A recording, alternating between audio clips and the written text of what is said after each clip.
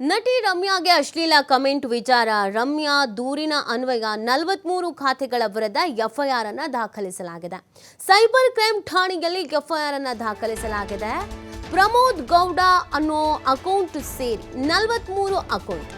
ರಮ್ಯಾ ದೂರು ಬೆನ್ನಲ್ಲೇ ಚುರುಕುಗೊಂಡಿರುವಂತ ತನಿಖೆ. ಟೋಟಲ್ ಆಗಿ 43 ಅಕೌಂಟ್ ಅನ್ನ ಅವ್ರು ಹೇಳಿದಾರಂತೆ. ಈ ತರ ಅಕೌಂಟ್ಗಳಿಂದ ನನಗೆ ಮೆಸೇಜಸ್ ಬಂದಿದೆ, ಕಮೆಂಟ್ಸ್ಗಳು ಬಂದಿದೆ ಅನ್ನೋದನ್ನ. ಸೊ ಅದರಲ್ಲಿ ಪ್ರಮುಖವಾಗಿ ಯಾರೋ ಈ ಪ್ರಮೋದ್ ಗೌಡ ಅಂತೆ.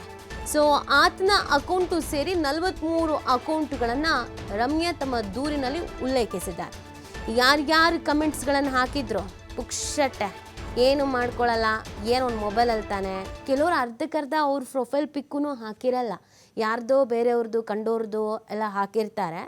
ಸೊ ಅಂಥವ್ರೆಲ್ಲ ಏನು ಮೆಸೇಜ್ ಮಾಡಿದ್ರು ಎಲ್ರಿಗೂ ಒಂದು ನಡುಕ ಶುರು ಆಗುತ್ತೆ. ಈಗಾಗಲೇ ಮಹಿಳಾ ಆಯೋಗದವ್ರು ಬೇರೆ ಹೇಳ್ಬಿಟ್ಟಿದ್ದಾರೆ, 5 ರಿಂದ 7 ವರ್ಷದವರೆಗೂ ಜೈಲಾಗುತ್ತೆ ಈ ಥರ ಎಲ್ಲ ಬಾಯಿಗೆ ಬಂದಂಗೆ ಕಮೆಂಟ್ ಹಾಕೊಂಡು ಕೂತ್ಕೊಂಡ್ರೆ ಅಂತ. ಸೊ ಹಾಗಾಗಿ ಏನು ಜೈಲಿಗೆ ಹೋಗ್ತಾರೋ ಅಥವಾ ಈಗ ಲಾಯರ್ ಫೀಸಾರು ಇಡಲೇಬೇಕಲ್ಲ, ಆ ಥರದೊಂದು ಪರಿಸ್ಥಿತಿ ಬರುತ್ತೆ. ರಮ್ಯಾ ಅವರು ಬಹಳ ಸ್ಟ್ರಾಂಗ್ ಆಗಿ ಒಂದು ಹೆಜ್ಜೆನ ಇಟ್ಟಿದ್ದಾರೆ.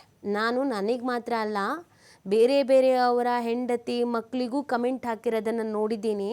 ನಮ್ಮ ಸ್ಯಾಂಡಲ್ವುಡ್ನಲ್ಲೇ ಇರುವಂಥ ಕೆಲವು ನಟಿಯರಿಗೆ ಹಾಕಿರೋದನ್ನು ಆ ಕಮೆಂಟ್ಗಳನ್ನು ನಾನೂ ನೋಡಿದ್ದೀನಿ. ಎಲ್ರಿಗೂ ಒಂದು ಭಯ ಇರಬೇಕು, ನಾವು ಇಂಡಸ್ಟ್ರಿಲಿ ಇರ್ತೀವಿ, ಎದುರಾಕೊಂಡ್ರೆ ಹೇಗೆ, ನಮ್ಗೆ ಅವಕಾಶ ಸಿಗುತ್ತೋ ಇಲ್ವೋ ಅಂತ. ನನಗೇನು ಆ ಭಯ ಇಲ್ಲ, ನಾನು ಯಾರಿಗೂ ಹೆದರೋದು ಇಲ್ಲ ಅಂತ ಹೇಳಿದ್ದಾರೆ. ಯಾಕಂದರೆ ಅವರೇನು ಇತ್ತೀಚೆಗೆ ಸಿನಿಮಾನೂ ಮಾಡ್ತಾ ಇಲ್ಲ. ಸೊ ಹೀಗಿರ್ಬೇಕಾದ್ರೆ ನಾನು ಯಾಕೆ ಹೆದರಬೇಕು ಅನ್ನೋದು ಅವ್ರ ಪ್ರಶ್ನೆ ಆಗಿದೆ.